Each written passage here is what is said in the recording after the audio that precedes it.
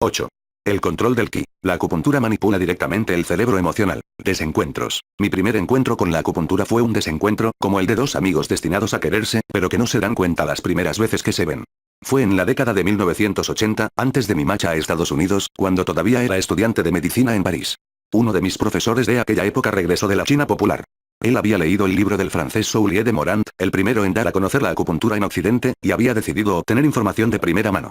Filmó en Super 8 una operación quirúrgica en un hospital de Pekín.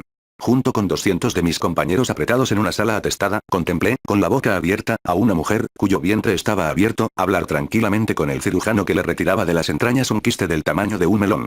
Por toda anestesia tenía algunas agujas muy finas clavadas en la superficie de la piel. Evidentemente, nunca habíamos visto nada parecido. Y no obstante, en cuanto acabó la proyección y volvió a hacerse la luz en la sala, todos nos apresuramos a olvidar lo que acabábamos de ver. Tal vez fuese posible en la China, pero en Europa estaba muy alejado de nuestros conocimientos, y del inmenso saber de la medicina occidental que todavía debíamos adquirir. Demasiado lejos y demasiado esotérico. En los 15 años siguientes nunca volví a pensar en aquella película, hasta el día en que llegué a Dharamsala, en la India, sede del gobierno tibetano en el exilio, al pie del Himalaya. Visité el Instituto de Medicina Tibetana y me entrevisté con un médico acerca de cómo consideraba la depresión y la ansiedad. Ustedes, los occidentales, tienen una visión invertida de los problemas emocionales, me dijo. Siempre les sorprende constatar que lo que ustedes denominan depresión o ansiedad, y el estrés, tienen síntomas físicos. Hablan de la fatiga, de la pérdida o el aumento de peso, de latidos irregulares del corazón, como si se tratasen de manifestaciones físicas de un problema mental. Para nosotros es más bien al revés. La tristeza, la pérdida de autoestima, la sensación de carencia y la ausencia de placer, son las manifestaciones mentales de un problema físico. Efectivamente, nunca me lo había planteado de esa manera. No era la visión más plausible de la depresión en Occidente. Y siguió diciendo, de hecho, en realidad no es ni una cosa ni otra. Para nosotros, no existe diferencia entre ambas. Los síntomas emocionales y físicos son simplemente dos aspectos de un desequilibrio subyacente en la circulación de la energía, el ki. Ahí me perdí. Anclado desde siempre en la tradición cartesiana que establece una distinción muy clara entre lo mental y lo físico, todavía no estaba preparado para hablar del ki, pronunciar ki, ni para imaginar una energía reguladora subyacente que afectaría a la vez a lo físico y lo mental. Y sobre todo que no se la pudiera medir. Pero mi interlocutor continuó. Existen tres maneras de influir en el ki. La meditación, que lo regenera, la alimentación y las hierbas medicinales y, la más directa, la acupuntura. Nosotros solemos curar mediante la acupuntura eso que ustedes denominan depresión. Funciona muy bien siempre que los pacientes sigan el tratamiento el tiempo suficiente. Pero yo hacía oídos sordos a la cuestión. ¿Meditación? ¿Hierbas y agujas? Desde luego, ya no compartíamos la misma longitud de onda. Además, desde que había hablado de la duración del tratamiento, inmediatamente pensé que se trataría de un efecto placebo, es decir, de la reacción de pacientes a tratamientos ineficaces en sí mismos, pero que funcionan porque se ocupan de ellos de manera regular, con amabilidad, y a causa de la apariencia de un tecnicismo convincente, como en el caso de las agujas de la acupuntura, por ejemplo. Ese fue mi segundo desencuentro. Pero dejó una huella en mi memoria. La tercera ocasión se dio en Pittsburgh, poco tiempo después. Un sábado por la tarde me encontré en la calle a una paciente a la que había visitado en una sola ocasión en la consulta del hospital. Padecía una depresión bastante severa, pero había rechazado los antidepresivos que le propuse. Como de todas maneras tuvimos un buen contacto, le pregunté cómo se sentía ahora, si estaba mejor. Me miró sonriendo, sin saber muy bien si podía hablar abiertamente conmigo, pero acabó diciéndome que había decidido ver a una acupuntora que le había devuelto el equilibrio en pocas sesiones a lo largo de 4 semanas y que ahora estaba en plena forma.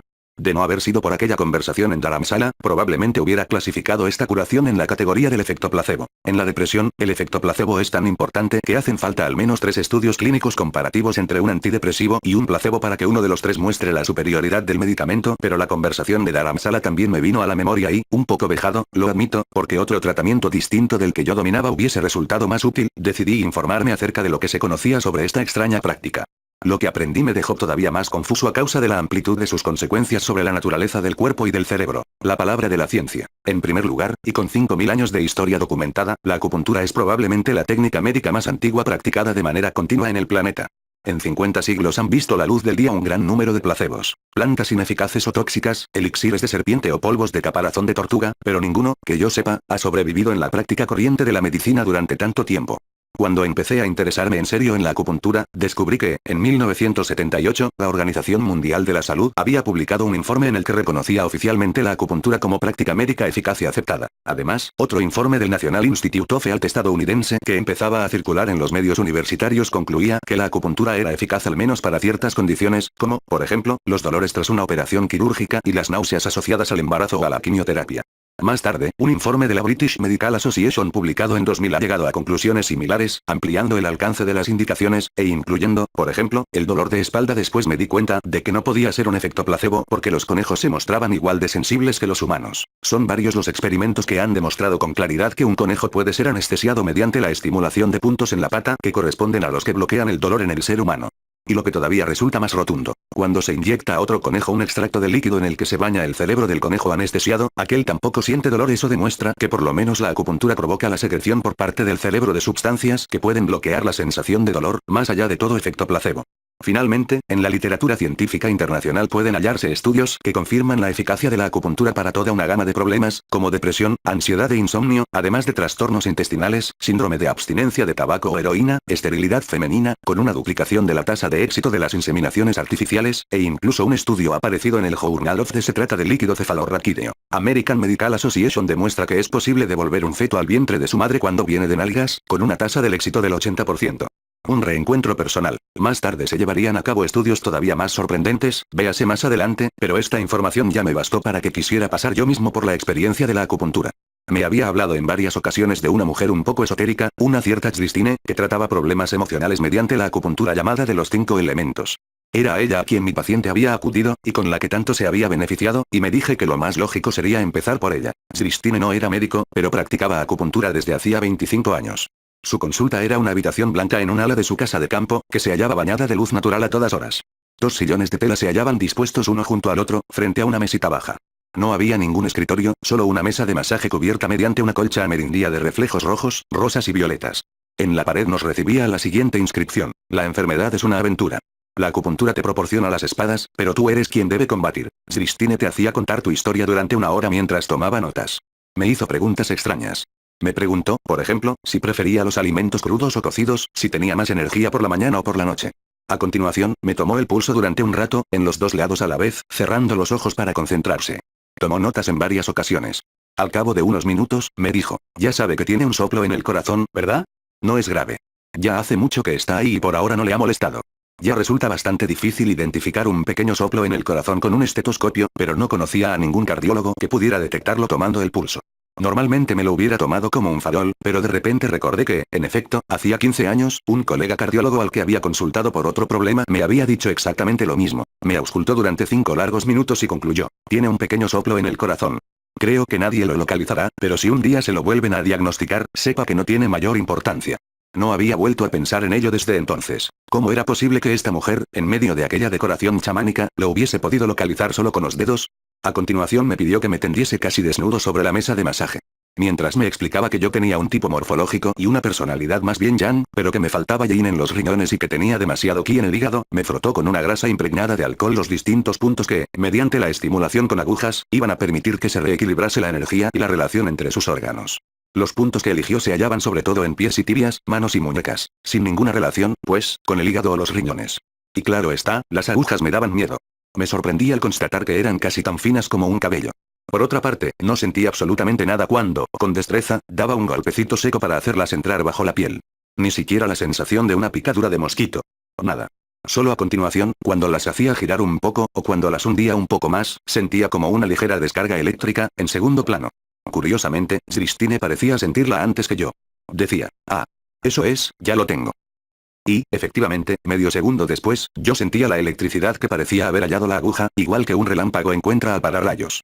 A eso ella lo llamaba la sensación de Dai-Ki, y me explicó que para ella era la señal de que se había encontrado el punto buscado. Lo que siente es el ki que se desplaza, que es atraído por la aguja. Mientras manipulaba una aguja en ano de mis pies, sentí una presión tan breve como repentina en la parte inferior de la espalda. Sí, me dijo, estoy en el meridiano del riñón. Ya le había dicho, a su riñón le faltaba yin.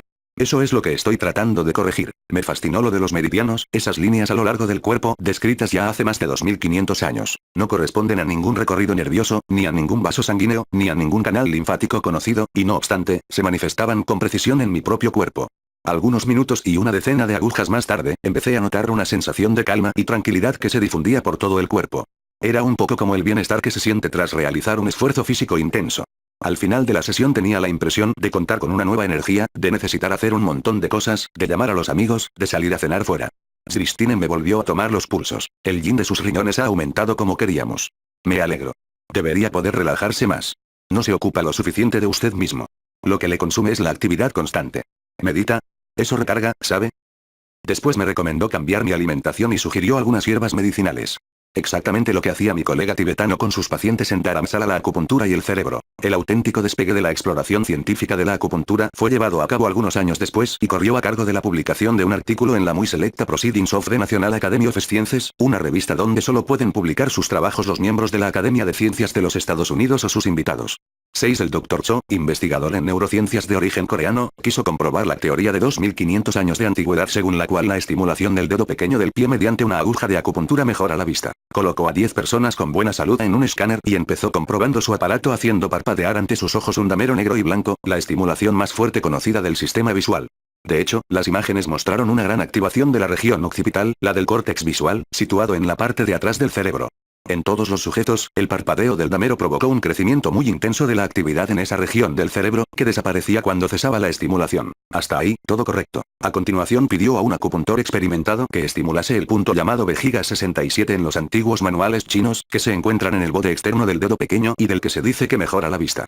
Para sorpresa de todo el equipo, cuando se manipulaba la aguja a la manera tradicional, haciéndola pivotar rápidamente entre los dedos, las imágenes mostraban una activación de la misma región del cerebro, el córtex visual. Sí, cierto, la activación era menos intensa que con los dameros, pero lo suficientemente clara como para superar todas las pruebas estadísticas. Para asegurarse de que no se trataba de una alucinación, por parte de los investigadores o de los investigados, el Dr. Cho hizo estimular a continuación un punto en el dedo gordo que no corresponde a ningún meridiano.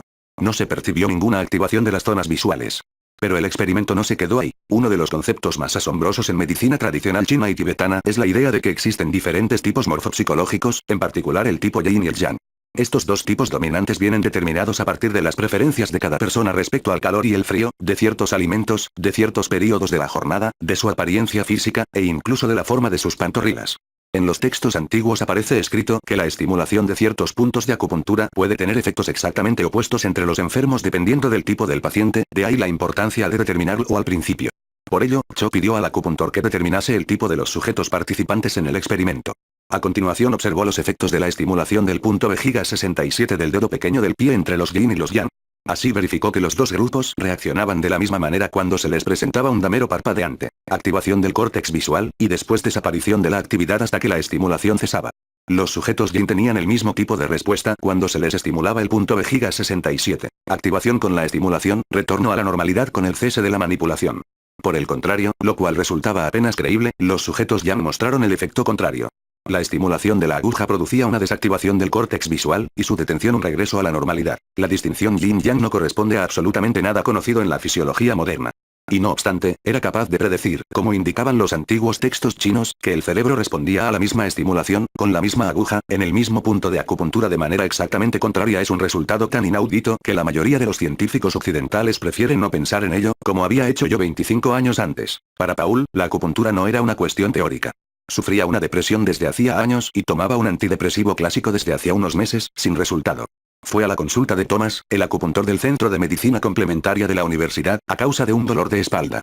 Thomas le propuso añadir a los puntos tradicionales para el dolor de espalda la estimulación de 2 puntos en el cráneo que varios estudios chinos sugieren que son eficaces contra la depresión. Desde la mitad de la primera sesión, Paul declaró que sentía disiparse una capa de neblina que le impedía pensar.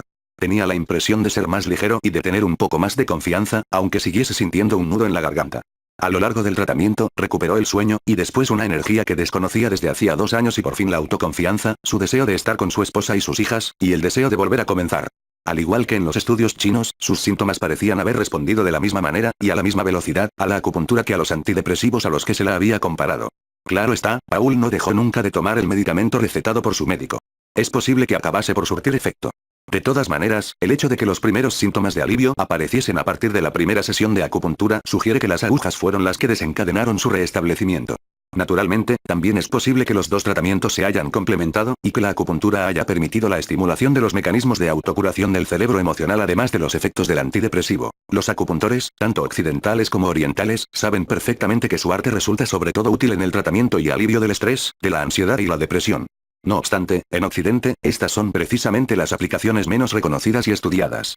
Los escasos estudios occidentales son positivos, y la acupuntura ha sido incluso probada en el hospital de la Universidad de Yale para controlar la ansiedad de los pacientes antes de ser sometidos a una operación, en lugar de utilizar ansiolíticos. Pero su aplicación todavía sigue siendo muy limitada, sin duda porque, al igual que ocurre con el método EMDR, no se comprenden muy bien sus mecanismos de acción. En Harvard acaba de descubrirse uno de esos mecanismos de acción. El Dr. Lee, con la ayuda del equipo del Massachusetts General Hospital, uno de los centros más grandes de imágenes funcionales cerebrales del mundo, ha mostrado cómo el cerebro emocional puede ser directamente controlado mediante acupuntura. Estimulando un único punto, situado en el dorso de la mano, entre el pulgar y el índice, ha evidenciado la anestesia parcial de circuitos de dolor y del miedo, véase ilustración N5. Este punto, que los antiguos manuales chinos llaman intestino grueso 4, es uno de los más antiguos y más utilizados por todos los acupuntores del mundo.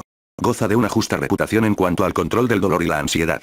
La estimulación de la superficie de la piel, como ocurre en el EMDR cuando se utiliza la piel en lugar de movimientos oculares, parece pues capaz de hablar de manera muy directa al cerebro emocional y de actuar sobre él. Uno de los casos más asombrosos para mí de este uso fue el de Carolina, otra paciente de Thomas, el acupuntor de nuestro centro de medicina complementaria. Se trataba de una joven de 28 años que acababa de ser operada de un cáncer de estómago muy agresivo. Al día siguiente de la operación sufría mucho y solo la morfina, que ella misma se dosificaba, era capaz de aliviarla. No obstante, toleraba mal dicho medicamento, pues le impedía pensar con claridad y le provocaba pesadillas a veces muy intensas. Thomas tuvo ocasión de ocuparse de ella en el marco de un estudio que llevábamos a cabo en aquellos momentos. Al principio, Carolina se mostró tan preocupada por su dolor que apenas se dio cuenta de las 3 finas agujas que Thomas introdujo durante 45 minutos en su mano, tibia y abdomen. No obstante, a partir del día siguiente, no utilizó más morfina, solo en pequeñas dosis cada 24 horas, según las anotaciones de las enfermeras. 2 días después dijo que no solo casi ya no le dolía, sino que empezaba a sentirse más fuerte y decidida que nunca a hacer frente a su enfermedad, sin dejarse desanimar por el pesimismo de sus médicos.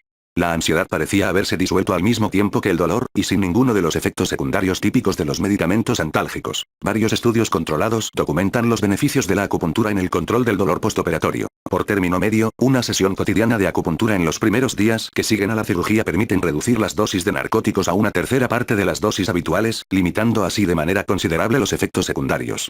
El ejemplo más conocido de este uso es el del gran cronista del New York Times James Reston. Cuando acompañaba a Nixon a Pekín en su primer viaje a China, Reston tuvo que ser operado de apendicitis de urgencia. Tras la operación, una intervención totalmente occidental y que le salvó la vida, sufrió de terribles dolores abdominales y de hinchazón de esa misma zona. Pidió que se le administrasen narcóticos para calmar el dolor, pero, en su lugar, se sorprendió al ver que le clavaban 2 agujas, una en la mano y otra en la tibia, que apenas sintió.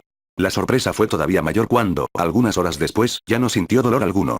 Tan impresionado quedó con la experiencia que, a su regreso a Nueva York, escribió un gran artículo en el New York Times titulado, "Permita que le cuente mi operación en Pekín". De la noche a la mañana, y gracias a ese artículo, Reston le abrió las puertas de Norteamérica a la acupuntura, donde, hasta la fecha, no es necesario ser médico para practicarla. El estudio de Harvard muestra que las agujas de acupuntura son, en efecto, capaces de bloquear las regiones del cerebro emocional responsables de la experimentación, el dolor y la ansiedad. Gracias a ese estudio se han podido comprender mejor resultados tan impresionantes como los observados en el caso de Carolina. Los estudios realizados en conejos que no sienten más dolor, así como en heroinómanos con síndrome de abstinencia, también sugieren que la acupuntura estimula la secreción de endorfinas, esas pequeñas moléculas producidas por el cerebro y que actúan como la morfina o heroína. Existe un tercer mecanismo de acción que los investigadores empiezan a discernir. Una sesión de acupuntura tendría una influencia directa en el equilibrio de las 2 ramas del sistema nervioso autónomo. Aumentaría la actividad del parasimpático, el freno de la fisiología, a costa de la actividad del sistema simpático, el acelerador. Por ello favorecería la coherencia del ritmo cardíaco y, de forma más general, permitiría reequilibrar el sistema. Las consecuencias de este equilibrio en todos los organismos del cuerpo están bien documentadas. Como ya hemos visto en los capítulos precedentes, su importancia para el bienestar emocional, la salud, el retraso del envejecimiento y la prevención de la muerte súbita ha sido suficientemente documentada en revistas tan reputadas como The Lancet, American Journal of Cardiology, Circulation, etc. Correspondería este equilibrio de la fisiología al equilibrio de la energía vital, del ki, del que ya hablaban textos de 2500 años de antigüedad. Sin duda no es posible reducir el ki a una única función, pero el equilibrio del sistema nervioso autónomo es ciertamente uno de sus aspectos. Ahora se sabe que puede ser influido por la meditación, como ya hemos visto en el capítulo 3, por la alimentación, como veremos en el siguiente capítulo, y ahora por la acupuntura. Estos son exactamente los 3 métodos de reforzamiento del ki en los que insisten las medicinas china y tibetana. Al comenzar el siglo XXI asistimos a intercambios sin precedentes entre las culturas médicas y científicas de todo el mundo. Como un nuevo paso del noroeste a través del estrecho de Bering, una lengua de tierra firme parece haberse tendido entre las grandes tradiciones de Occidente y Extremo Oriente. Gracias a las imágenes funcionales y a los progresos de la biología molecular, está a punto de establecerse la relación entre el cerebro, las moléculas de las emociones como las endorfinas, el equilibrio del sistema nervioso autónomo y el flujo de energía vital del que hablaban los antiguos. De estos múltiples vínculos, sin duda, nacerá una nueva fisiología que algunos, como Candice Pert, profesora de Fisiología y de Biofísica de la Universidad de Georgetown, en Washington, denominan la fisiología del sistema cuerpo-cerebro unificado. La acupuntura no es más que uno de los tres pilares de la medicina tradicional china. Los otros dos son, por una parte, el control de la fisiología mediante la actitud mental, tanto a través de la meditación como de ejercicios de coherencia cardíaca de los que ya hemos hablado, y, por otra parte, la alimentación. Para los practicantes de esta medicina cuya sabiduría nos resulta cada día más evidente en Occidente, no tendría ningún sentido utilizar acupuntura o cultivar el equilibrio mental y fisiológico sin prestar una atención particular a los componentes que renuevan constantemente nuestro cuerpo, es decir, a los alimentos que ingerimos. Se trata de un campo abandonado casi por completo por parte de los psiquiatras y psicoterapeutas contemporáneos. No obstante, se han realizado descubrimientos muy importantes acerca del control del estrés, de la ansiedad y de la depresión a través de la alimentación, descubrimientos con un aprovechamiento inmediato.